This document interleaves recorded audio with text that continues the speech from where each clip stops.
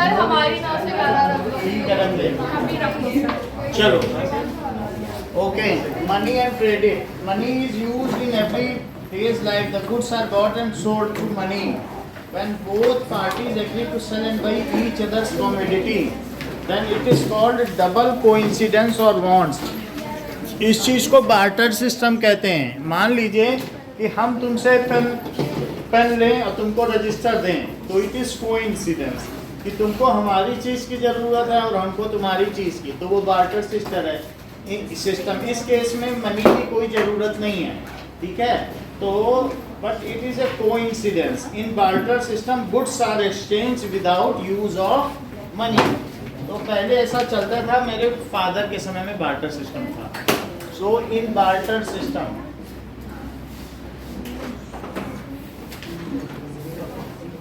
ठीक है, goods are exchanged, goods are exchanged without use of money, without use of money। But ये हमेशा नहीं चल सकता, क्योंकि अगर किसी को बकरी बेचनी है और तुमको गेहूं लेना है तो उनके दाम इक्वल नहीं होंगे और बकरी काटी नहीं जा सकती है। तो लाइव स्टॉक के केस में ऐसा नहीं हो सकता कि हम इक्वल नहीं आ सकता है ना, कई बार तो हम रह जाते हैं। So money acts as intermediate in the exchange process, so it is called medium of exchange. It is used for sale and purchase of goods and services. हम कोई चीज़ सेल करना चाहते हैं तो भी मनी हमें चाहिए, मिलेगा उसकी जगह, और हम परचेज करना चाहते हैं तो मनी होना चाहिए, और सेल करेंगे तो मनी मिलेगा। तो ये मीडियम हो गया बस, और इससे ज़्यादा कुछ नहीं इसका महत्व। वही मीडियम हम फ़ोन पर कर रहे हैं आजकल, फ़ोन पे, तो वो जो हार्ड कैश की जगह अभी ऑनलाइन हो रहा है। So money is acts as intermediate. Money acts as intermediate for sale and purchase. Okay, so for goods and services, goods and services, आप अपनी सर्विसेज भी सेल कर सकते हो। किसी के यहाँ काम करते हो तो आपकी सर्विसेज सेल होती हैं। मनी है solve the problem of double coincidence of want. पहले जो बार्टर सिस्टम था तो उसमें ढूंढना पड़ता था कि हमारा गेहूं कौन लेना चाहता है, तो अब उसके पास भी वही चीज़ हो जो हम लेना चाहते हो, लेकिन इसमें बहुत टीडियस जॉब था। सो डबल सिस्टम ऑफ एक्सचेंज जो पहले चल रहा था, उस समस्या को किसने सॉल्व कर दिया? मुद्रा ने। तो मनी है solve the problem of double coincidence. समझ में आ गई बात? तो money has solve the problem of double coincidence and eliminated barter system, double coincidence and eliminated barter system.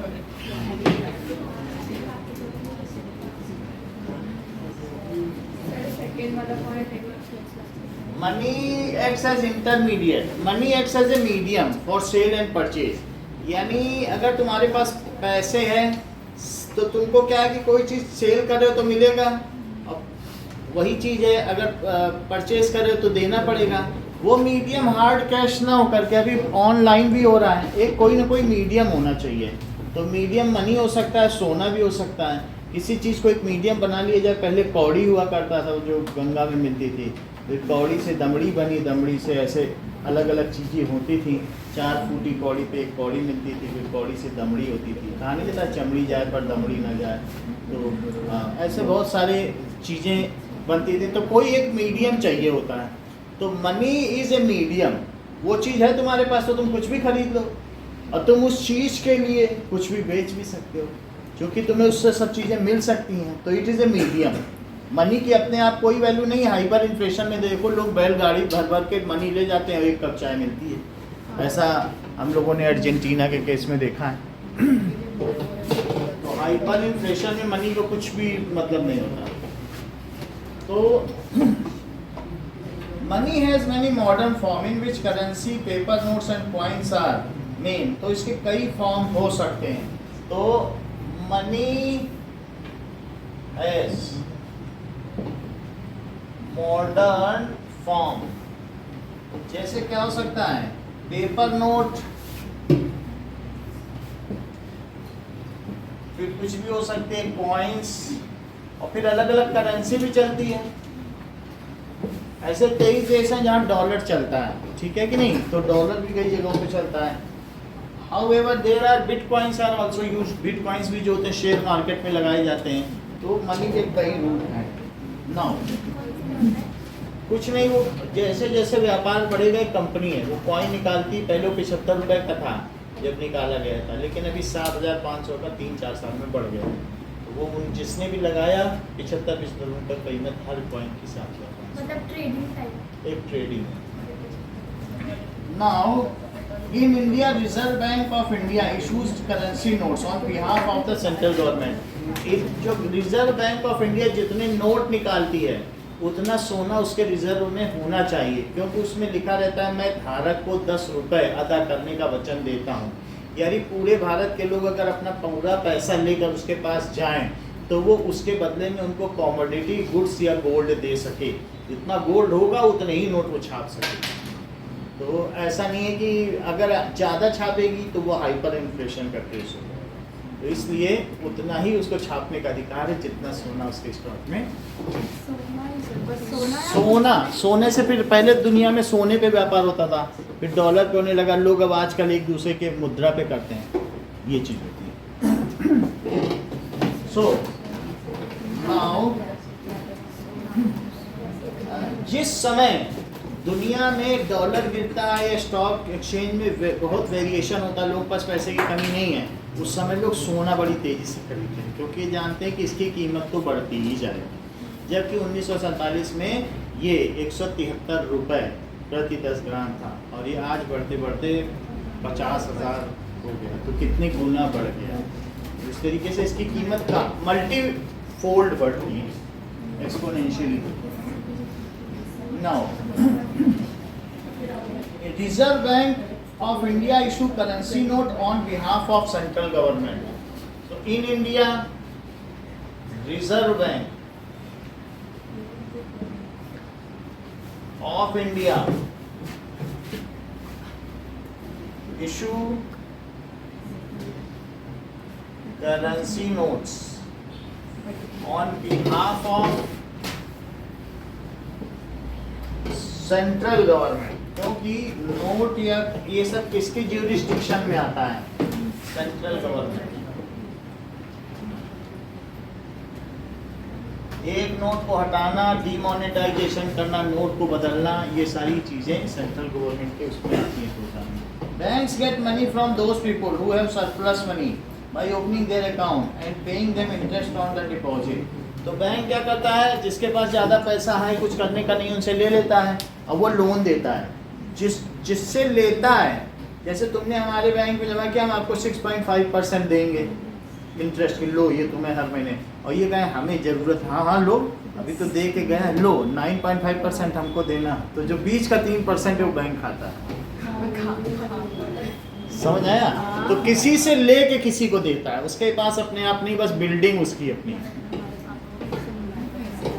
और जिस समय ये लगने लगे लोगों को कि बैंक डूबने वाला, तो सब एक साथ अगर पैसा निकालने चले जाएं तो बैंक के पास देने के लिए कुछ नहीं, क्योंकि वो सब लोन पे उठा रखा। तो जब मिलेगा तो देगा, वो कहेगा हम 10 दिन बाद देंगे, 15 दिन, तो फिर बैंक दिवालिया या डिफाल्टर घोषित हो जाता है। तो क्योंकि अब जैसे सब लोग पहुंच जाए, हमें पैसा चाहिए, बैंक तो डूब रहा है, किसी ने अफवाह उड़ा दी, तो ऐसे में सब पहुंच जाए, तो अरे हमने तो सब लोन पे उठा दिया, हम तुम्हें कहाँ से दें। तो ये मांगने आ जाए हमसे, हमने तो तुमको दे दिया। फिर हम कहेंगे उनकी जमीन अभी गिरवी रखी जाएगी, बेची जाएगी, तब तुमको देंगे। तो लोग डर जाते, फिर और लोग ले जाते, अरे हम गए थे हमें मिल नहीं रहा, फिर सब एक साथ अटैक करते हैं। So bank get money from those people. Banks get money और कई ऐसे लोगों को भी बैंक पैसा दे देता है कि जो भगोड़े हो जाते हैं 6,000 करोड़, क्योंकि लालच में, और वो पैसा लेके भाग जाते हैं और उनको उनका देखता नहीं एसेट क्या है क्या नहीं है। ऐसी स्थिति में सरकारों की साख बैंक पर होती है, जो नेशनलाइज्ड बैंक है, तो सरकार इनपुट डालती है बैंक में, ठीक है हम तुम्हें बचा रहे हैं लेकिन तुम्हारा जो इसमें व्यापार हो वो हमें देना बा। सर बैंक कुछ अमाउंट का अपने पास रखते हैं ना, मतलब सारा लोन नहीं देते ना, वो कितना परसेंट रखते हैं? मोस्टली वो ट्रेडिंग है, थोड़ा बहुत ही इधर उधर होता चला जाता है, रोटेशन ऐसा कुछ फिक्स नहीं है। कुछ गाइडलाइंस जरूर है लेकिन थोड़ा बहुत ही है, 6% के करीब, लेकिन उससे कुछ होता नहीं है। तो अभी इस वजह से 17 बैंक जो है अमेरिका के वो डिफाल्टर दिवालिया घोषित हो चुके हैं। इससे देश की साख भी बट्टे पर लगती है और शेयर मार्केट भी गिरते जाते हैं। तो इस तरीके से bank get money from people who have surplus money. Sir एक बार बैंक डिफॉल्टर हो गया तो फिर जो लोगों के पैसे हैं वो कौन देगा? फिर जैसे तुमने 5 लाख जमा किए तो तुम्हें सरकार दया करके 16,000 देगी। ऐसा होता है। हमारे पापा का 15 लाख रुपए बैंक ऑफ महाराष्ट्र में जमा था तो उन्हें 7,000 मिल गया। वो दिवालिया हो गया बैंक, तो कुछ सरकार दे देती है, बाकी तुम्हारी है। लेकिन ये मतलब वो दिवालिया होने से पहले वो 5 साल में डबल करता था। मेरे पापा को संतोष है कि उस बैंक ने मेरा पैसा दिवालिया होने से पहले डबल कर दिया। दिया हो या ना दिया, ये लग रहा डबल तक हो गया। So you have surplus money, ठीक है, for opening the account, for तो ये जो अलग अलग सहकारी बैंक है ना, इन्हीं में डर रहता है। नेशनलाइज्ड बैंक में पूरा मिलेगा। अगर आप SBI में डालोगे तो सरकार की पूरी वो जिम्मेदारी होती है, लेकिन जो ये अलग से कोऑपरेटिव सोसाइटी वाले होते हैं ना, उनका कोई वो नहीं और जो ग्रामीण बैंक है। होते हैं वो भी सरकारी होते हैं, जो सरकार के अंडर में है उसमें डाला सकते हैं। तो फॉर ओपनिंग अकाउंट एंड उसके लिए क्या होगा, and bank pays interest for it.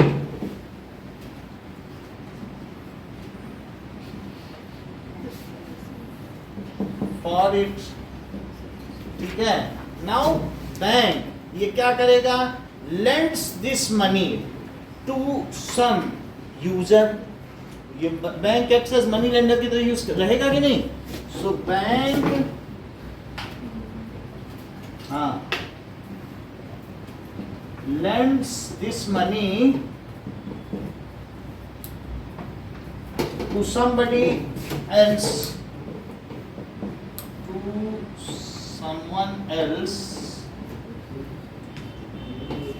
at higher rate of interest.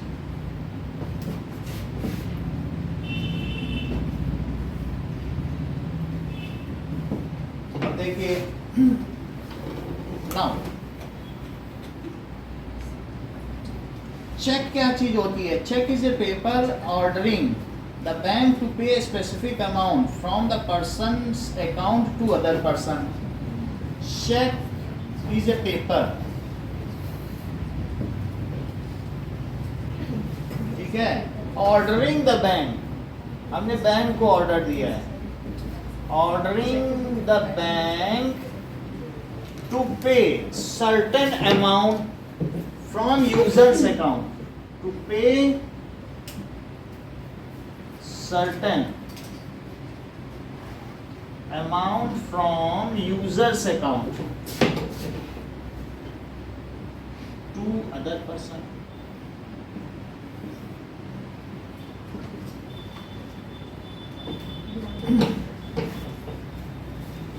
Now जो बैंक हमें सर्विसेज देता है उसके लिए कुछ ना कुछ पैसा भी चार्ज करता है। Banks use the major portion of deposit to extend loan, जैसा हमने लिख भी दिया है कि जितना भी पैसा आता है उसकी कमाई किसमें है, लोन देने में। So banks use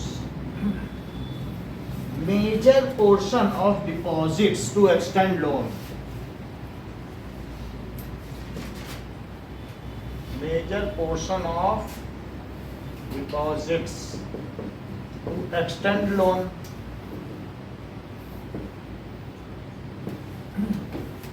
Now, the difference between what is charged from borrower and what is paid to depositor is the main source of income of bank. जैसे हमने बताया कि हम आपको जो पे करें और जो हम इनसे लें उसके बीच का जो डिफरेंस है, so difference between interest, loan interest and the interest paid to depositor, the difference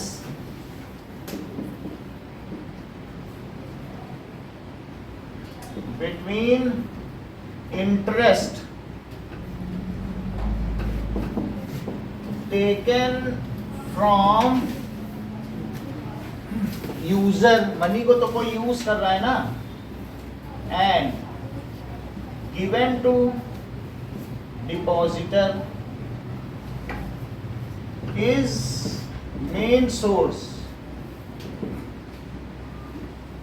of, यही मेन सोर्स ऑफ बैंक है, source of income of bank, 11:40 time.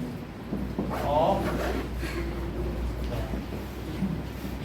कई बार ऐसा हो गया कि मान लो फर्स्ट वर्ल्ड वार के बाद बहुत सारा अमेरिका ने पैसा कमाया, और बहुत सारा पैसा क्यों कमाया, क्योंकि वर्ल्ड वार में वो सबको कपड़े बना बना के दे रहा था, हेलमेट बना के दे रहा था, उसके पास बहुत पैसा आ गया। तो उसने क्या किया, उस पैसे को रोटेट करने के लिए लोगों को पैसा देना शुरू किया कि सिंपल लोन पे तुम और घर बनाओ और घर बनाओ, हमें कुछ लोग, क्योंकि उस पैसे का वो करे क्या, कुछ तो इनकम हो, लोगों से आए। तो उसने लोगों के कागज भी नहीं देखे, कुछ नहीं किए, तो फिर ऐसा भी हुआ अमेरिका में कि लोग पे भी नहीं कर पा रहे थे। तो ऐसा अभी हमें चाइना में भी हुआ है, चाइना को उसने हैवी लोन दिया, किसको, बिल्डिंग इंडस्ट्रीज को, लेकिन वहाँ के लोगों की अभी ये क्षमता नहीं बची कि वो मकान खरीद सकें।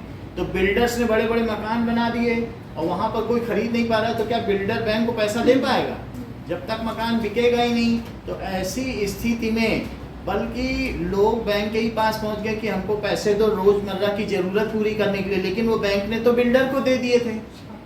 तो अब और वो बिल्डर से वापस आए नहीं और लोगों ने तो जमा किए थे, तो एक एक करके चाइना के बैंक दिवालिया होने लग गए। और जो बिल्डर्स थे, तो बिल्डर्स तो उन्होंने नीलाम हो गए, वो कहने लगे ले जाओ मेरा सब कुछ, हमें क्या है, हम तो ऐसे सड़क पे आ ही गए हैं। तो उस जमीन का भी बैंक क्या करेगी, जब कोई नहीं खरीद रहा है तो तुम बेच तो सकते नहीं हो। तो बैंक कोई उस काम में नहीं है ना, बिल्डिंग के प्रोसेस में क्या वो उसका प्राइमरी जॉब पैसा देना और लेना है। अब क्या वो बिल्डिंग बेचेगी, बैंक ये कर सकेगी, उसके कर्मचारी क्या इसके लिए अभ्यस्त हैं। तो इसलिए बैंक दिवालिया हो गया और वो शहर भूतों का शहर हो गया। There are many cities in China जो बड़े बड़े बिल्डिंग बना दिए गए, सोचे आगे बहुत व्यापार होगा, लोग आके बसेंगे और पैसा बढ़ेगा, लेकिन वैसा कुछ नहीं हो पाया और इकोनॉमी गिरती गई। कोरोना के बाद से और भी कंपनियां वहाँ से चली गई, उसकी और नीतियों की वजह से ऐसा होता चला गया। तो धीरे धीरे वहाँ पर बैंकरप्टी आती चली गई। नाउ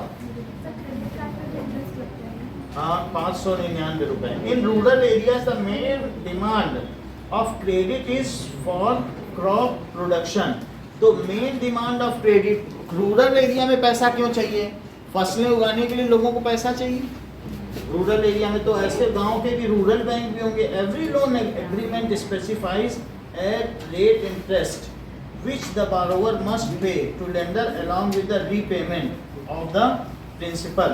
तो हमेशा ऐसा होता है कि जब आपके इंस्टॉलमेंट बनाए जाएंगे तो प्रिंसिपल अमाउंट के साथ आपको एक सर्टेन अमाउंट पे करना होता है, तो वो घटता नहीं रहेगा। जैसे हमने क्वेश्चन देखा था कि जैसे उसका 18 लाख था फिर 17 लाख था, तो उसका घटता जा रहा था, लेकिन बैंक सब एक साथ कैलकुलेट कर लेता है और आपकी एक EMI फिक्स कर देता है, जिससे साइकोलॉजिकल इफेक्ट ना पड़े, आपको हर साल जब तक पे वो ना हो वो इक्वली डिस्ट्रीब्यूट कर देगा और उतना आपको पे करना पड़ता है। तो एवरी जो भी यूजर है has to pay the money now. Check वाला पॉइंट, चेक वाले में तो कुछ नहीं, चेक इज ए पेपर है। चेक एक पेपर है जो बैंक को ऑर्डर करता है कि उस यूजर को या उस पर्सन को हमारे अकाउंट से इतना पैसा दे दो। चेक एक ऑर्डर है, हमने बैंक को एक ऑर्डर दिया कि उस वो आए तो दे देना। सिंपल इंटरेस्ट में जो इंटरेस्ट होता है वो प्रिंसिपल अमाउंट से जुड़ सिंपल इंटरेस्ट आपका जो भी बनेगा, जो भी पैसा है वो हर साल उतना मिलता जाएगा, लेकिन आजकल के बैंक सब कंपाउंड इंटरेस्ट पे चलते हैं, तो जो आपका पैसा है उस पर भी इंटरेस्ट मिलता है। तो कंपाउंड इंटरेस्ट में इंटरेस्ट पर- प्रिंसिपल अमाउंट में जुड़ता जाता है। हाँ, और उस पे जो भी interest उस पर इंटरेस्ट मिलेगा। हो सकता है कुछ बैंक में 3 मंथली जुड़े, कुछ बैंक में 6 मंथली जुड़े, तो वो कैसा है उसके आधार पर है। जितनी जल्दी जुड़ेगा उतना अच्छा रहेगा। अब देखो कि bank charge a highest rate of loans that what they give on deposit. Now every loan agreement specifies an interest rate which the borrower must pay. ये चीज इम्पोर्टेंट है। सो एवरी जब तुम लोन लेते हो तो तुमसे पेपर साइन कराया जाता है, उसे क्या कहते हैं? एग्रीमेंट स्पेसिफाइज, ये क्या स्पेसिफाई करता है? दैट यू हैव टू पे interest, you have to pay certain amount of interest along with the principal amount until the complete principal amount is paid. तुम्हें लोन इंटरेस्ट रेट भी देना है, principal भी देना है, जब तक कि पूरा पैसा तुम अदा न कर दो, until the complete amount principal is paid। बोलो बात समझ में आई? So certain amount of interest along with a part of principal amount of principal amount, और ये मंथली होता है, monthly until loan is settled। जब तक ये सेटल्ड ना हो जाए तब तक ये काम करना पड़ेगा। Now, the cooperative society are the important source of cheap credit in rural areas other than bank। Cooperative society सहकारी संस्थाएं होती हैं, societies are other source of cheap credit. अगर वहां से कम पैसे में कम इंटरेस्ट पे आपको मिल जाएगा, चीप क्रेडिट, ठीक है, मतलब पैसा मिलना है, क्रेडिट होता है, तो चीप क्रेडिट है। Which the borrower pays to them. तो एक मनी लेंडर होता है और एक बोरोवर होता है, तो जो पैसा लेगा वो बोरोवर होगा। Okay, in rural areas, in rural areas.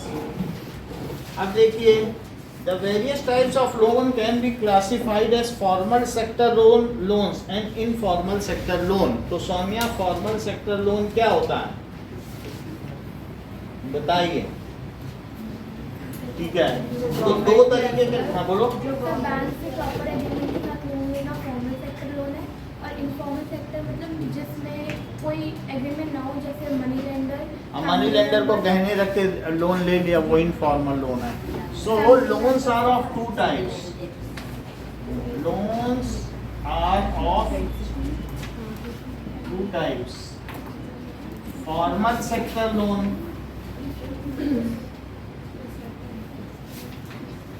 and informal sector loan. So the loan from bank and cooperative society are grouped as formal sector loan. The loans from bank या cooperative society, सरकारी संस्थाएं, societies are termed as formal sector loan. So it is after proper agreement जिसमें signature होगा, सब कुछ होगा, ठीक है। और साहूकार से ले लो तो वो आपके प्रिंसिपल अमाउंट से ज़्यादा ब्याज ले लेगा,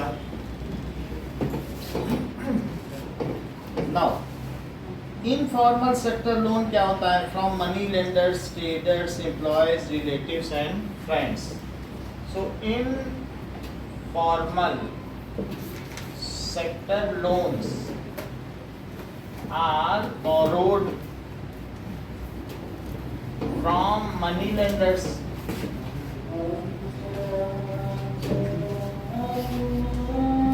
ठीक है, और traders, employees,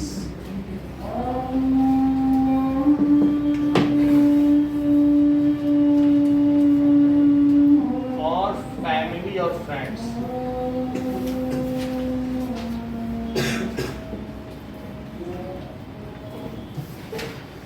In our country, Reserve Bank of India supervises the functioning of formal sectors of loan. तो उसमें वो सारे रेगुलराइजेशन की किसी का पैसा डूबे नहीं. So in our country, RBI क्या करती है?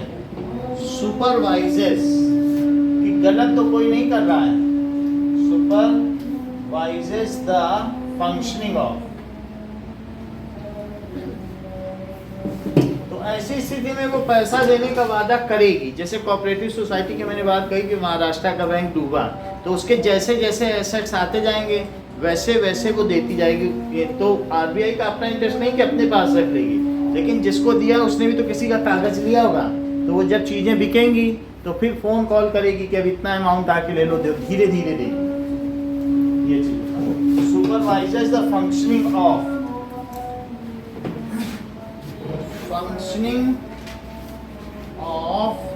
formal sources of loan.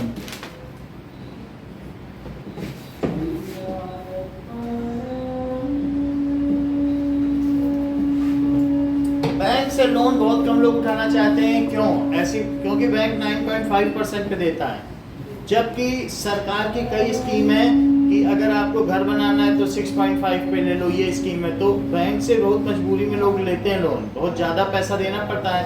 तो ऐसी स्थिति में बैंक वालों का जब पैसा बहुत ज़्यादा हो जाता है तो वो लालच की वजह से या किसी तरीके से इंड्यूस होकर के किसी बड़े आसामी को पकड़ते हैं कि तुम पैसा ले लो, और वो उसके कागज़ पूरी तरीके से चेक नहीं करते हैं. और वो 9 मतलब इंटरेस्ट के चक्कर में, क्योंकि लोग लेना ही नहीं चाहते इतने हैवी इंटरेस्ट पर. तो ऐसे में जब पेपर पूरी तरीके से नहीं देखे जाते हैं तो फिर वो बैंक का जो सीईओ है या जो मैनेजर है फिर उसको बाद में जेल होती है.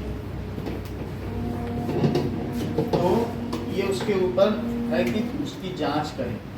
The various types. इसके अलावा there is no organisation which supervises the credit activities of lenders in the informal sector loans. Informal में कोई नहीं देखता है कि क्रेडिट एक्टिविटी कितना लिया जा रहा है, कितना दिया जा रहा है. कोई अपने मन से लो, अपने मन से दो. इन informal sector loans, no agency supervises the credit services. यानी कई लोग ऐसे भी देते हैं कि 100 रुपए पर 10 रुपए हर महीने दे रहे हैं इंटरेस्ट, जबकि बैंक हमें 100 रुपए पे पूरे साल में 6.5 रुपीज़ देती है, और वो लोग हर महीने का 10 रुपये देते हैं. Supervises, no agency supervises the credit. कोई भी नहीं करती है क्रेडिट फंक्शनिंग.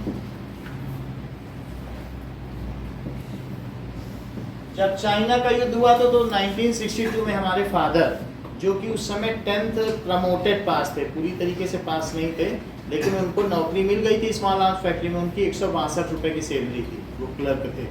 फिर और उनके और 7 भाई थे, बड़ा परिवार था, कैसे चलाएं. तो उन्होंने पैसा लेंडिंग पे उठाना शुरू कर दिया. तो वो 100 रुपये देते थे, हर महीने 3 रुपये लेते थे. तो उसके बाद इतना सारा पैसा हो गया, उन्होंने हमको 1 करोड़ का घर दिलवा दिया, छोटे भाई को 1 करोड़ 60 लाख का घर दिलवा दिया. अभी भी 1 करोड़ उनके पास. मतलब आप समझ लो कि कितनी कम पेमेंट से अगर लोन पे उठाया जाए तो ऐसा कर देते थे. कुछ लोग नहीं पे कर पाते थे तो उनके जेवर रख लिए जाते थे, फिर बहुत कुछ होता था. ये होता है हैवी लोन. बहुत जिसको ज़रूरत है पैसे की आसानी से लोन मिल जाएगा. ना अब ये देखो, there is no organization at present, only the rich get loan from formal sector while the poor, तो जिनके पास कुछ डॉक्यूमेंट्स नहीं है तो उन्हें क्या करना पड़ेगा, ऐसे लोन तो नहीं देगा बैंक। अब तो बहुत सारी चीजें हैं कि बिना किसी डॉक्यूमेंट के भी मोदी सरकार देख रही, लेकिन पहले तो ऐसा नहीं था। So rich can go for formal sector while poors, जिनकी झोपड़ी है, उनका कोई कागज भी नहीं है, तो they have to depend on informal sector of loans. Rich may approach for formal sector loan, while poor may go to informal sector due to lack of documents. Informal, ऐसा नहीं है कि हमारे यहाँ जायसवालों में बहुत बड़े बड़े आसामी होते हैं, मालदार होते हैं, तो दुकानों में पैसा लगाते थे, वो उससे और कमाते थे। ऐसा नहीं, गरीबों को नहीं दिया जाता था, वो जानते थे ऐसे किसी को थोड़ी बांट देंगे। जो मोटे मोटे आसामी होते थे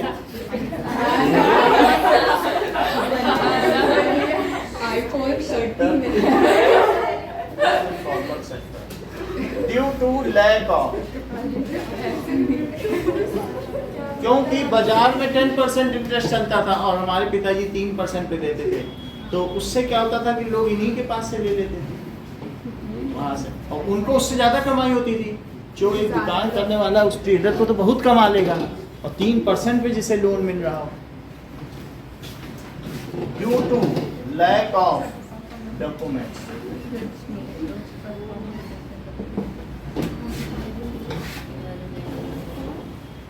जैसे तुम सौम्या को 100 रुपए दो और बोल दो तब तक तुम मुझे पेप्सी डेली पिलाओगी जब तक 100 रुपए देना कर दो, ये एक लोन हुआ।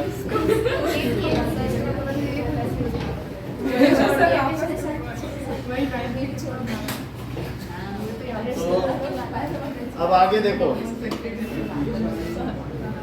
Now self help groups help borrowers overcome the problem of lack of collateral. Collateral का मतलब तुम समझते हो, जो गारंटी, ठीक है। तो sir overcome the problem of lack of collateral, self help group भाई वो गारंटी ले लेते हैं, इनको लोन दे दो। सो ये इंपॉर्टेंट है, सेल्फ हेल्प ग्रुप क्या करेंगे, help borrowers, self help group help borrowers to overcome the problem of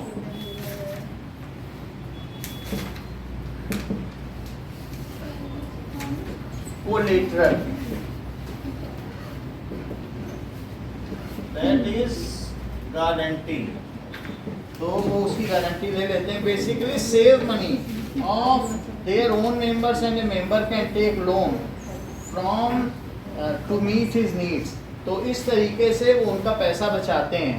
Now how does the use of money make easier to exchange things? Question पूछा जा रहा है कि how does the money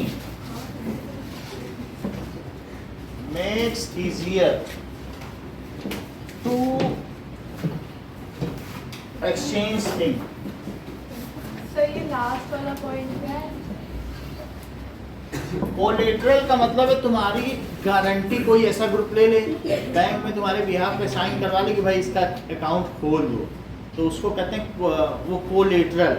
collateral का मतलब है प्रॉब्लम ऑफ कोलेटरल, कि हमारी कोई गारंटी ले ले कि कुछ भी माइनस में चला जाए, क्रेडिट कार्ड में हमने निकाल लिया, तो collateral anybody is taking the guarantee, then it is called collateral। collateral की डेफिनेशन समझ लो। और सर जो लोन के लिए गारंटी देखिए कुछ चीज आप देख लें, कोलेटरल की डेफिनेशन लिखिए, collateral that is asset that the borrowers own. तो हमेशा प्रॉब्लम होती है, कोलेटरल की प्रॉब्लम रहेगी। सो एसेट द borrowers own, ठीक है, land, building, vehicle, livestock and use this as a guarantee to a lender until the loan is repaid. So as land होगा, vehicle होगा, सर्विस की भी गारंटी जाती है। मान लो कभी आप किसी सर्विस में हो तो उसकी भी एक गारंटी चलती है कि भाई आप पे कर दोगे, तो that is regular paid employ, ये भी होता है।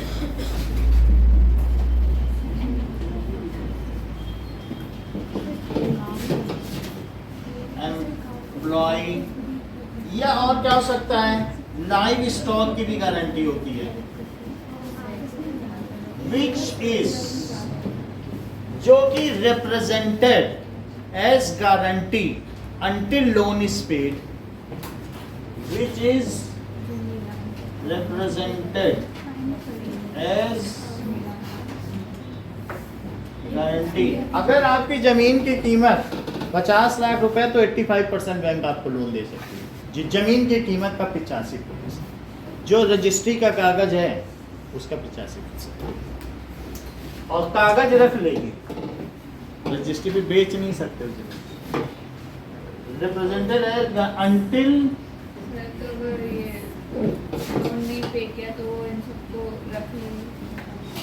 लोन इज पेड, और वो बैंक क्या करेगी, वो सिर्फ 75, आपको मालूम है लोग रजिस्ट्री कम की कराते हैं 50 लाख की, बेचते हैं 80 लाख में, ये बात मालूम है कि नहीं?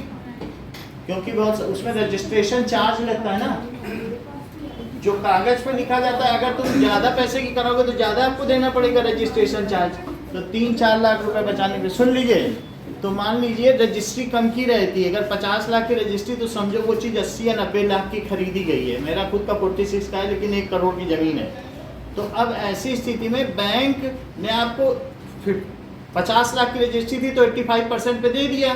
अब बैंक कहेगा ये तो पे नहीं कर पा रहे, मान लो मैं नहीं पे कर पाया पैसा, तो बैंक उसी जमीन को सिर्फ 85%, 50 लाख की जमीन को बोलेगी हाँ कौन लेने वाला है 40 लाख में, 40 लाख 1 करोड़ की जमीन हमें दे दो, 40 में मिले। बैंक को ज़्यादा नहीं ले चाहिए, बैंक कमाई नहीं चाहता, कहता मुझे 85% हमने इसको दिया था, 85% लो, हाथों हाथ लोग ले लेंगे। मतलब जितना मतलब जो आपकी जमीन जितनी की उसका 85% आपको लोन मिलेगा, जितने का भी। ये हमने 50 की रजिस्ट्री कराई, तो 50 into 85 कर दो, उसका जो परसेंटेज आएगा वो मिल जाएगा। हमको समझो 42 मिल गया। तो अब लेकिन हमने लोन ले लिया, हमने एक भी किस्त नहीं दी, बैंक 2-4 महीने देखेगा अरे ये तो किस्त ही नहीं दे रहा है, और तुरंत तो कागज दिखाएगा 42 में किसको लेना है, जमीन 1 करोड़ की। तो बैंक जब जमीन बेचे तो बिना देखे ले लो, तो ये उसमें बहुत फायदा है। वो कुछ भी नहीं एक्स्ट्रा चाहेगा, कहेगा 85% का लोन दिया, मेरा लोन आ जाए, छोड़ो उसको, कौन सा उससे धंधा करना, यही होता है।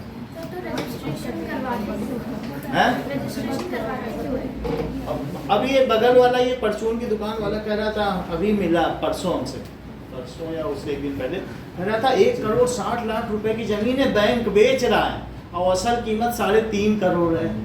हमने कहा हम 1 करोड़ 60 लाख कहाँ से लाएंगे, काम तो तुम बहुत अच्छा बता रहे हो। कह रहा वो अदा नहीं कर पाया पैसे, समझ आए? तो बैंक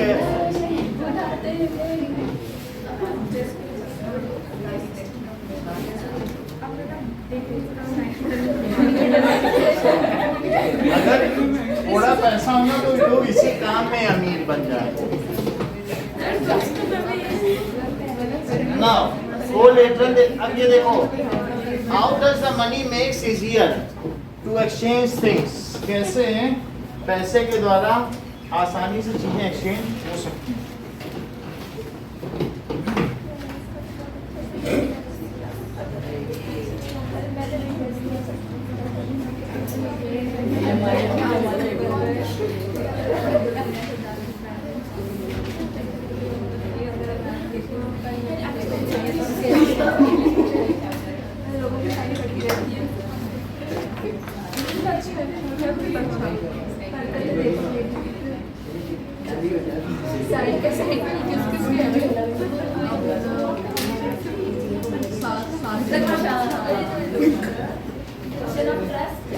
यहाँ का भी ये नहीं तो वहाँ से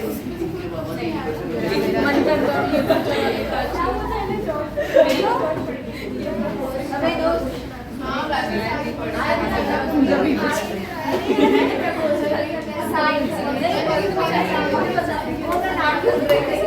नाउ अरे वो साइन कर रही है ये बात सौम्या बताएंगी कि how does the use of money, पिछला क्वेश्चन इन्होंने बताया था, how does the use of money makes it easier to exchange things. आप तो बता ही लोगी, पढ़ती है।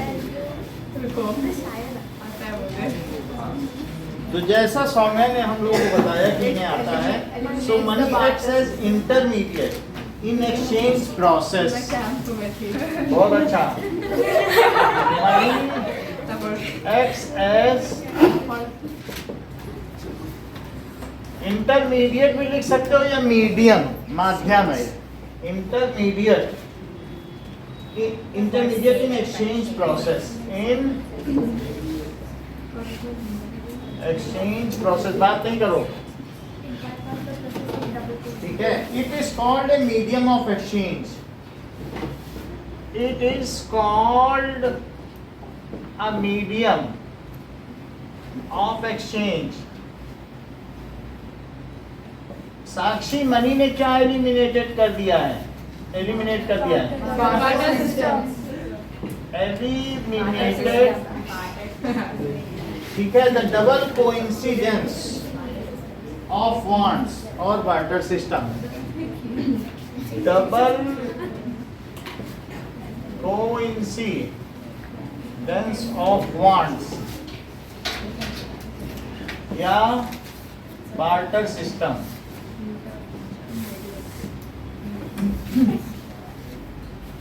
Now can you think of some examples of goods or services?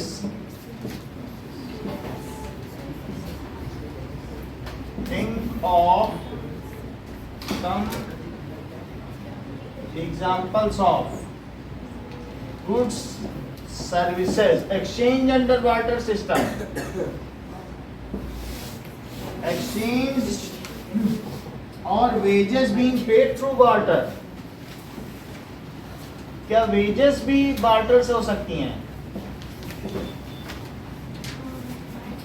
Paid through, उसके घर में हर महीने एक बकरी बांध दो।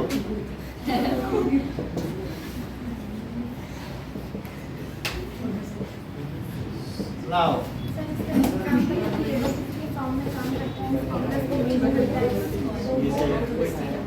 सो in rural area goods and services are being exchanged so through barter। यानी जो गांव में है वो पैसा नहीं देंगे, उसके बदले जो काम करेगा उसको कुछ न कुछ गेहूं दे देंगे।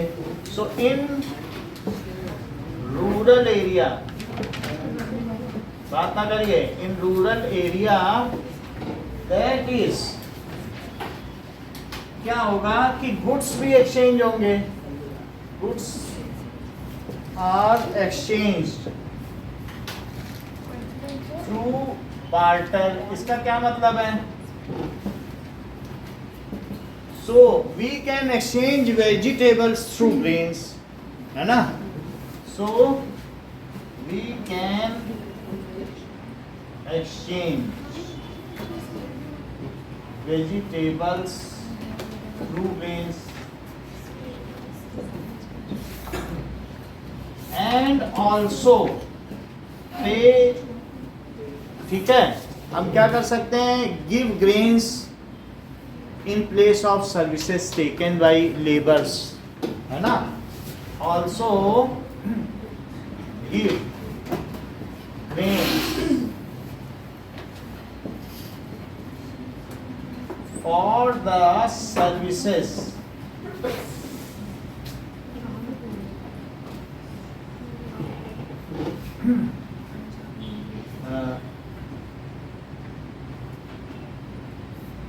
done by laborers।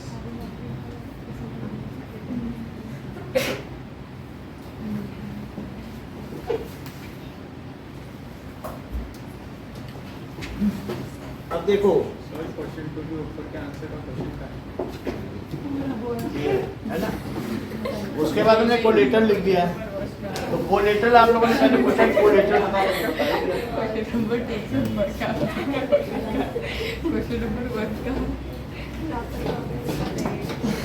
ना।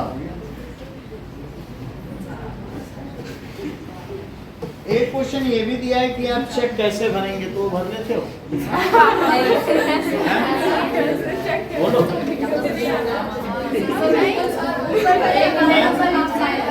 एक दूसरे को हम पैसे 10-10 रुपए ना चेक से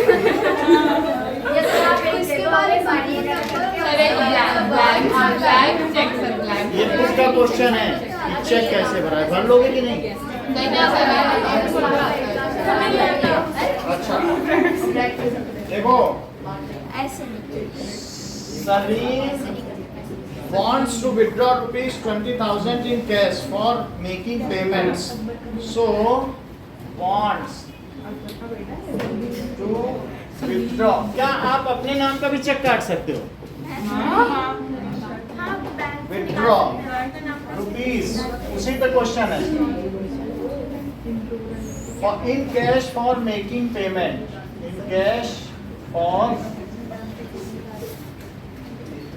बात नहीं करो, पेमेंट्स लगातार बात करते हैं। Payments, how would he write a cheque to withdraw money? How would he write a cheque? So cheque कैसे काटेगा? To withdraw money.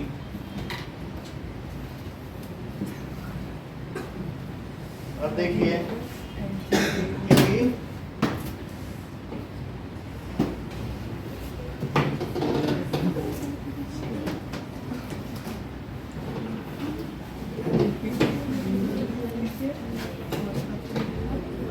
जब खुद के नाम उसे चेक है, बड़ी रकम होगा ना तो बैंक आपसे पेपर नहीं भरवाएगा, कहेगा चेक पे लिख के दो। 20,000 के लिए वो आपको विड्रॉल नहीं करेगा, 1,000-2,000 में विड्रॉल कर देगा, लेकिन बड़ी चीज के लिए ठीक है। एक पेपर में आप लिख के देते होगे ना कि हमें इतना विड्रॉ करना है तो दे देता है, लेकिन बड़े अमाउंट के लिए कहेगा कि आप चेक भर के दो, क्योंकि पता नहीं आपने गलत साइन कर दिए हो कुछ हो। चेक ज़्यादा ऑथेंटिकेटेड होता है। ओके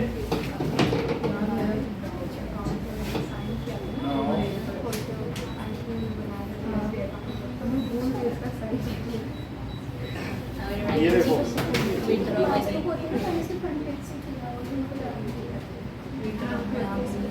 अब ये चेक यहाँ दिखाया गया है। सो इसमें देखो क्या चीज दिखाई जा रही है कि वो कहेगा सेल्फ, दिनांक डालनी पड़ेगी XYZ, जो डेट है आप उसमें डेट में क्या डाल देंगे? 10/09 और 2023 ऐसे डालेंगे। अच्छा, और जो पे, क्योंकि वो जो चेक होगा उसमें नीचे सलीम लिखा रहेगा, तो इसलिए उसे अब और नहीं लिखना है कि सलीम, वहां सेल्फ लिख देना होगा। तो पे के लिए क्या लिखना है उसको? सेल्फ। नीचे लिखा नहीं है सलीम, प्रिंटेड में होता है सेल्फ। अब रुपए, तो रुपीज इन वर्ड्स, तो रुपीज में 20,000 ऐसे लिखना पड़ेगा, 20,000 ओनली। और एस नहीं लगाना है यहाँ पे, कभी भी कोई भी होता है हंड्रेड्स नहीं होता है, थाउजेंड्स नहीं होता है, ठीक है। और फिर जो यहाँ पर एक कॉलम होगा इसमें डिजिट्स में लिखना पड़ेगा, रुपए पहले लिखा रहेगा, आपको रुपए नहीं लिखना है। 20,000 लिखे, इसके ज्यादा बगल में स्ट्रोक लगाना है, ये नहीं कि कोई एक जीरो बढ़ा ले, ऐसे इतनी ज्यादा नहीं कि तुम 20,000 लिखे और यहाँ 2-4 जीरो बढ़ा के बैंक वाला सोचे हम ही निकाल लें। ऐसा नहीं करना है, बिल्कुल स्ट्रोक लगा देना। और नहीं तो डेसिमल जीरो, ये ज्यादा अच्छा फेवर माना जाता है। और फिर इसके बाद जो खाता संख्या है वो वहां लिखी रहेगी, आपको लिखना नहीं है। ये करंट अकाउंट है, आपको मोहम्मद सलीम की जगह यहाँ पे साइन करना पड़ेगा।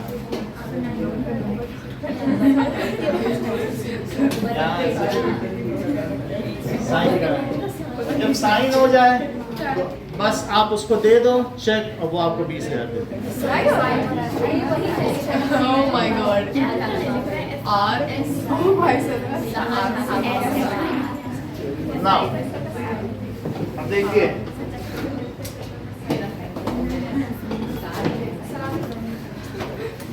now do you think what would happen if the depositor went to ask for their money at the same time? अगर सभी डिपॉजिटर एक साथ बैंक के पास पैसा लेने पहुंच जाए तो क्या होगा?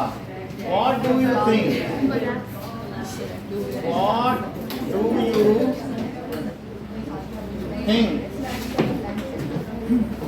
would happen if all depositor, ठीक है, went to ask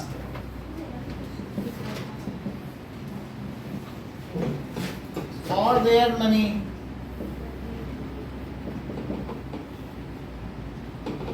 at the same time?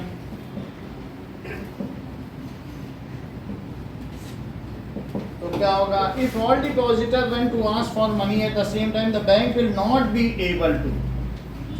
The bank, in this case, will not be able to.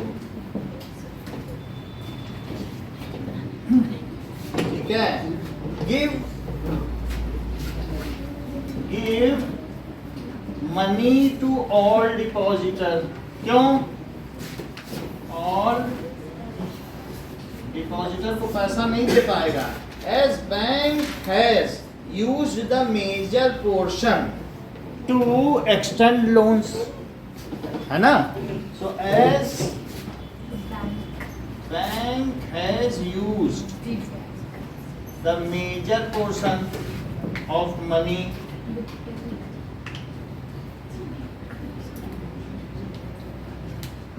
to extend loan,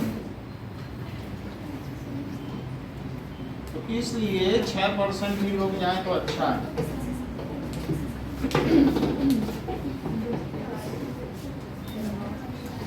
Now, question पूछा गया है कि supposing Salim continues to get orders from traders, what would be his position after 6 years? चलो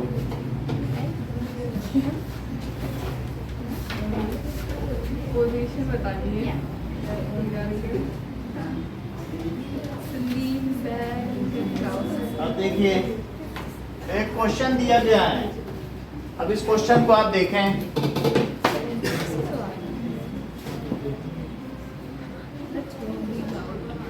My life is not working out, bro.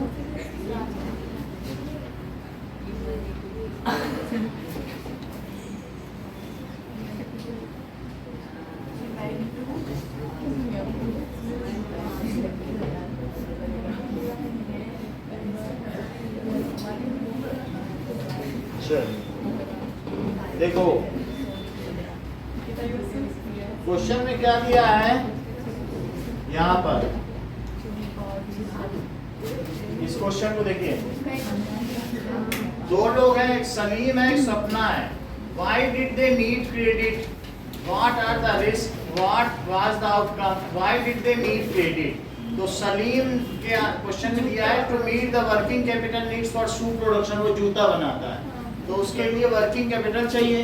Working capital वो money होता है कि उसे चमड़ा खरीदना पड़ेगा और चीजें खरीदनी पड़ेंगी, और जबकि सपना क्या करती है, वो कल्टीवेशन के लिए। अच्छा, what was the risk? Not delivering the order on time. ऐसी स्थिति में वो रिस्क ये रहेगा तो फिर वो पैसा नहीं जमा कर पाएगा और फेल्योर ऑफ क्रॉप हो जाएगी तो सपना नहीं दे पाएगी। अच्छा ये बताइए, what was the outcome? Able to deliver the order on time, make a good profit and repay the loan. Got in debt trap and had to sell a part of her land to repay the loans. लेकिन वो एक debt trap में, कर्ज के जाल में फंस जाती है। पैसा जब नहीं तुम पे कर पाओगे तो कर्ज आ जाएगा ना तुम्हारे ऊपर, और ऐसे में तुम्हें जमीन देनी पड़ेगी। Supposing Salim continues to get order from traders, what would be position after 6 years? तो ऐसी स्थिति में उसके पास एक गुड फाइनेंशियल पोजीशन हो जाएगी, and he will have no need to take a loan। और फिर वो अपना बिजनेस चलाने के लिए जब तुम्हारे पास पैसा हो जाएगा तब तुम क्यों लोन लोगे? शुरू में लोन लेते हो। What are the reasons that make Swapna situation so risky? उसको क्यों रोल ऑफ मनी लेंडर्स और क्लाइमेट इन सब पे डिपेंड होना पड़ रहा है? तो स्वप्ना की कंडीशन रिस्की क्यों है? That is ill effects of pest, taking of loan from money lender और high rate of इसके अलावा interest makes her not able to pay debt and not having good crop makes the Sapna situation so risky because he has taken money from money lender। तो उससे क्या हुआ? Money lender से लेने के बाद high rate of interest, that इसके अलावा वेरिएबल क्लाइमेटिक या uncertain climatic condition, there are more chances of failure of crops, failure की ज़्यादा चांस है। And in this case she will fall prey of डेब्ट ट्रैप, तो उसका शिकार बन जाएगी। And in this case she has to pay the part of her land, उसे अपनी जमीन बेचनी पड़ जाएगी। अब इसमें ये दिया है कि फिल द फॉलोइंग टेबल, तो why did they need credit, तो इसमें ये दिखाया गया है कि इसमें ये तो नहीं दिखाया गया कि क्या है, लेकिन फिर भी जो गांव के लोग हैं वो कहीं रूरल से लेंगे, वहाँ बैंक की कमी होगी, तो ये चीज बताई गई है। नाउ अब ऐसा क्वेश्चन में दिया नहीं गया है, ठीक है, तो वो उसके एक्सप्लेनेशन के आधार पर ही कहा गया है। नाउ तो अब इस क्वेश्चन में पूछा गया है कि पेस्टिसाइड का क्या रोल है। The ill effect of pesticide will make the soil infertile. Pesticide जब डालोगे तो उसके अर्थवॉर्म भी मर जाएंगे। और मनी लेंडर का इल इफेक्ट क्या है? High rate of interest, so the Swapna will not able to pay money जब हाई रेट। और तीसरी चीज क्या पूछी जा रही है कि climate, so it is a crucial role because of uncertainty of climatic condition, there are higher chance of crop failure, fail भी तो हो सकती है। now अगला क्वेश्चन इंपॉर्टेंट है, why do lenders ask for collateral while lending? बोलो बेटा दिव्यांगी, जो मनी लेंडर्स हैं वो कोलेटरल के लिए क्यों आस्क करते हैं? अभी मत बताना, मुझे पता भी नहीं है। ये पहले so why do money lenders ask for collateral? For some reason, They have risk debtor is unable to pay हाँ बोलो बोलो। Because they want guarantee that their loan will be paid back by the borrower. Or if the borrower is not able to pay back the loan, then they can Yes. the part. बिल्कुल सही बात है, फिर वो उनका collateral ले लेंगे, तो इसलिए भी वो कहते हैं कि कुछ ना कुछ जमा करो। See lenders ask for collateral while lending, so that may be, वो क्या हो सकती है कोलेटरल बेटा, क्या क्या हो सकती है आप बताइए मनीषा? गोल्ड भी हो सकता है। So lenders ask collateral while lending money, for example land हो सकती है, गोल्ड हो सकता है, कुछ ना कुछ तो हो सकता है, jewellery, vehicle.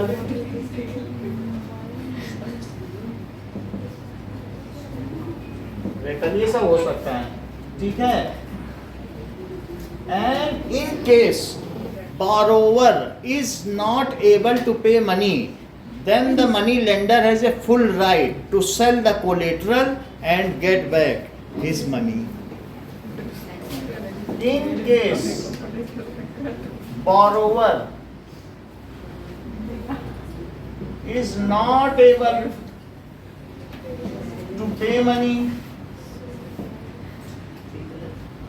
then money lender has. आपने एक रेगुलर पे एम्प्लॉय लिखवाया था क्या? कोलेटरल में आपने रेगुलर पेड एम्प्लॉय। हाँ, तो उस केस में क्या है, जैसे उस केस में क्या हो सकता है कि तुम अपने लड़के को वहाँ रखा, वो बेच देगा। मनी रेगुलर पेड एम्प्लॉयड है ना, तो रेगुलर पे एम्प्लॉयड को बैंक से मिल जाएगा, वही उसका कोलेटरल हो जाता है, क्योंकि उसे मालूम है कि अगर ऐसी स्थिति में वो गवर्नमेंट के पास भेजेगी, यहाँ से हमने लोन लिया था, तुम्हारे सैलरी में से कट के उसके पास चला जाएगा। ये सुविधा है गवर्नमेंट सर्वेंट में, कि अगर आपने कहीं पे भी नौकरी करते हो तो इनका एक सेंट्रल ऑफिस होता है, वहीं पे भेज देगी कि ये पे नहीं कर पा रहा है कागज के साथ, और वो उसी में से कटता जाएगा। So able to pay money, then money lender has full right to sell collateral and get his money back.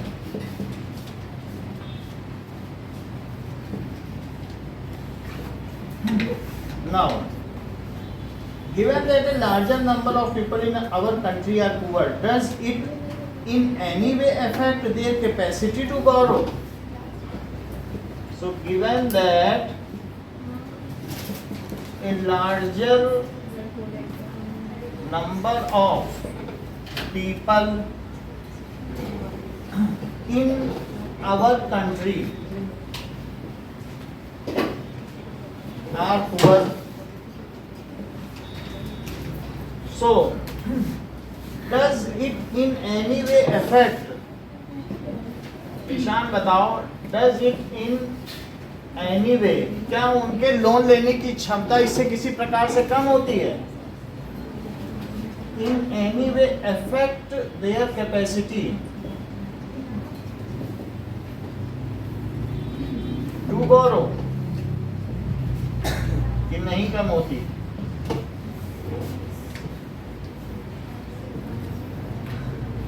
Eklavya अपना विचार व्यक्त करें।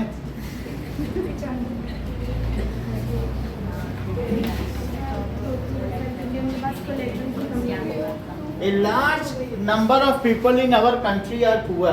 This affects their capacity to borrow because they do not have any collateral security to deposit.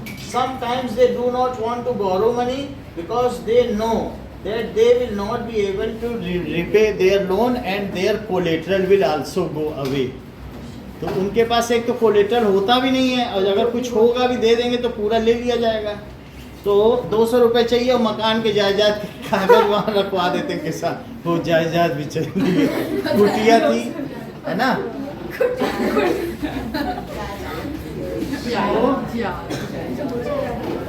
मान लीजिए large number of people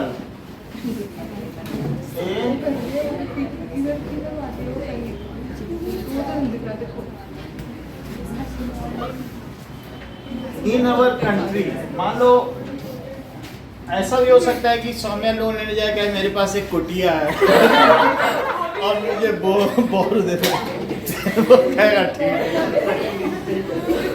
A large number of people in our country are poor, so this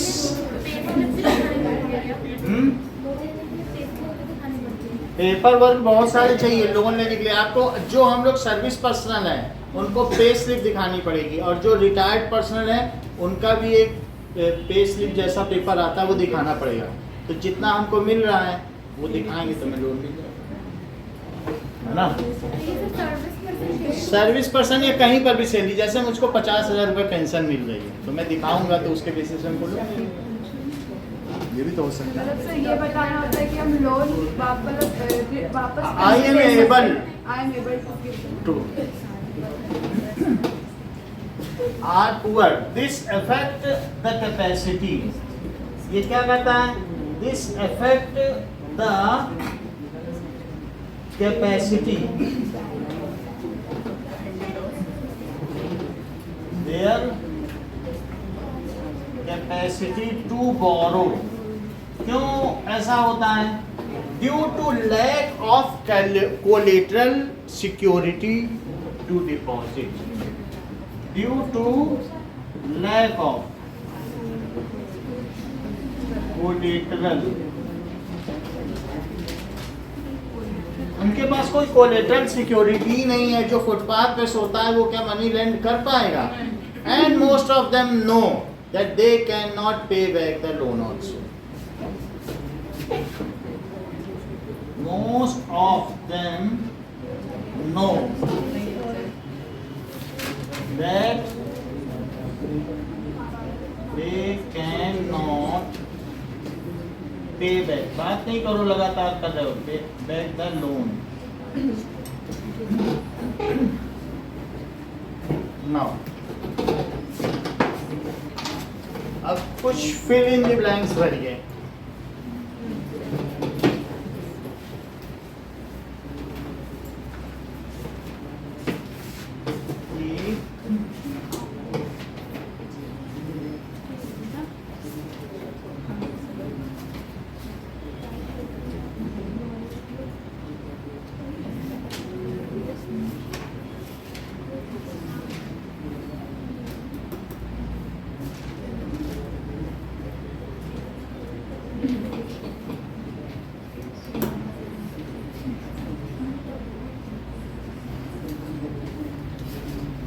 Now, इसको देखो कि fill in the blanks choosing the correct option from this. तो आगे दिया है कि while taking a loan, borrower look for easy terms of credit, कि उन्हें आसानी से पैसा मिल जाए. क्रेडिट का क्या मतलब है? जो तुम पैसा पाती हो वो क्रेडिट कहलाता है.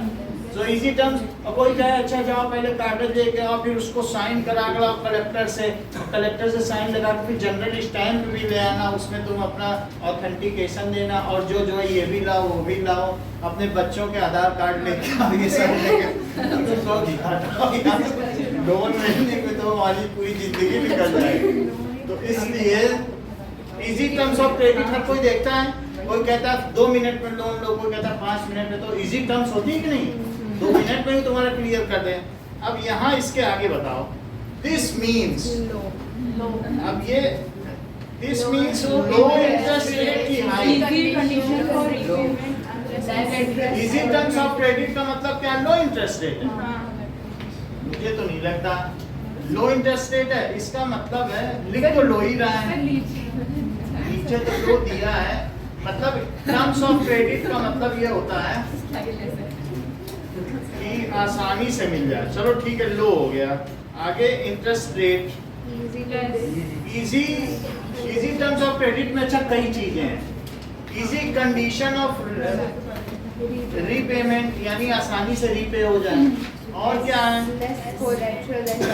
लेस कोलेटरल, यानी सब कुछ लेके चल रहा है. इजी टर्म्स ऑफ क्रेडिट का क्या है? 3 चीज है. लो interest rate, easy condition of repayment, और तीसरी चीज क्या है? Less collateral. बहुत सारे डॉक्यूमेंट ना पे करने पड़े.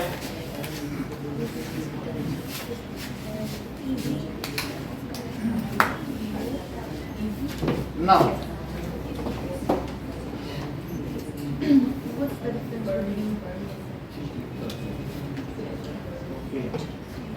अब जरा देखिए, what are the difference between formal source and informal source of credit? So formal source and 5 difference है. Informal source of credit. तो पहला है formal source includes bank and cooperatives. Source includes banks and cooperative societies. जबकि informal source include money lenders, traders, employers, relatives and friends. Informal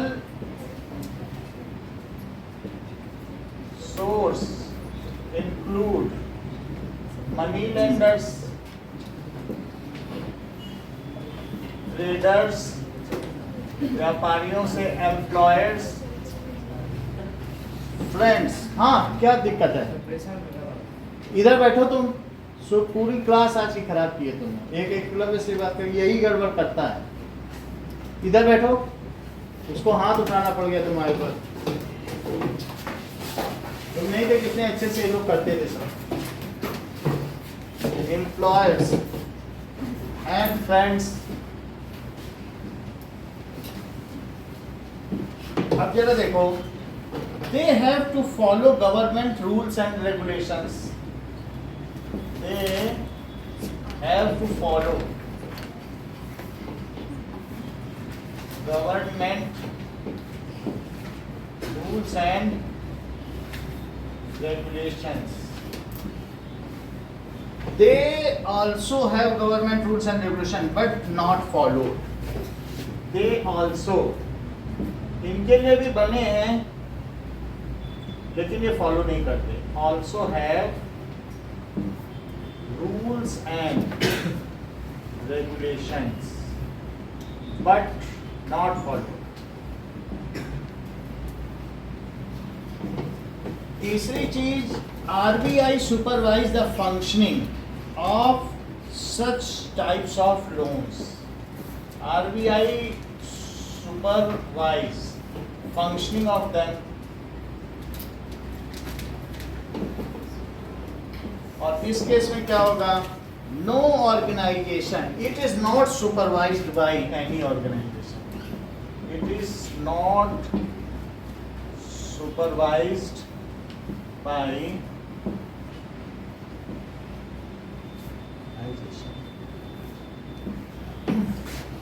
they provide loan at lower rate of interest. They provide loan at lower rate of interest.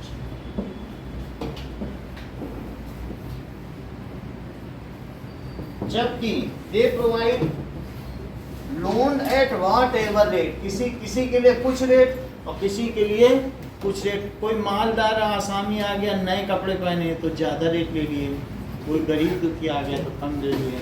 So they provide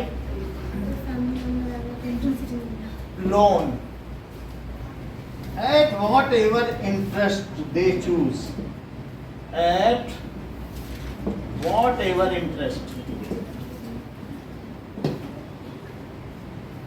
they choose, जो मर्जी वो ले लिया। Now formal source is profit making as well as public welfare, ये दोनों को देखता है। It is profit making as well as public welfare। और जबकि ये क्या करता है? So it is to only to earn profit. It is only to earn profit.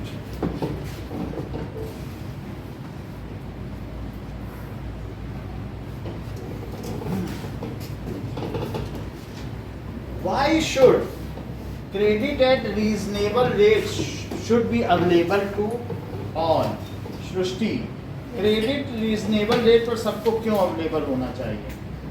So even poor farmers can take loan with security, and they won't fall into debt trap. They will not fall in debt trap, ठीक है? और reasonable rate पर होगा, then it is easy for everybody to pay loans as well as to earn profit also. So it should be available at reasonable rate. Because high rate of interest, in this case, the people who might start to set up a new enterprise, then in initial stage of tenure, they may not earn profit, so they will not be able to pay loans. So ultimately they have to close their enterprises, or their enterprises or new business fails. So in this case the government should look into this, है ना? And they should be given extra that is relaxation in case of the rate of interest, ऐसा करती भी है कि 3 साल तक कुछ आपको टैक्स नहीं भरना है अपना कमाओ खाओ। जब न्यू इंटरप्राइजेज होती हैं तो ये गवर्नमेंट ऐसा करती है।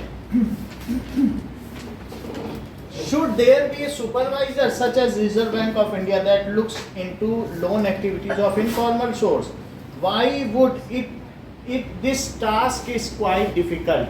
क्या तुम ऐसा सोचती हो कि एक सुपरवाइजर होना चाहिए इनफॉर्मल सोर्स के लिए? और यदि ऐसा सोचती हो तो ये काम मुश्किल क्यों है? बोलो। सर ये होना ज़रूरी है because day to day record उनके पास रहेंगे और कोई गड़बड़ नहीं होगी। और ये डिफ़िकल्ट इसलिए क्योंकि फॉर्मल सोर्स जो है वो पर्टिकुलर जगह पर मनी लेंडर्स या फिर जो इनफॉर्मल जगह है वो बहुत सारे हैं, तो उतने सारे को सुपरवाइज करना डिफिकल्ट। टू लोकेट वो कहाँ पर है, ठीक है कि नहीं? So regularise it is very difficult, so it is not possible. और ऐसा कोई चैप्टर है जो टफ है आपके लिए? कौन सा? नेशनल मूवमेंट तो हो गया ना, तो इतना ही रखो। सर कल तक क्लास अब कल साइंस रखें सुबह 9:15 बजे क्लास होगी साइंस। यस या 9 बजे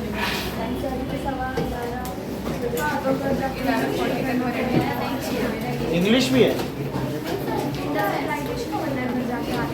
इंडस्ट्रियलाइजेशन करवा दें क्या? ऐसा कोई दिक्कत? सिर्फ ये पढ़ना तो पैरासिटेशन हमारे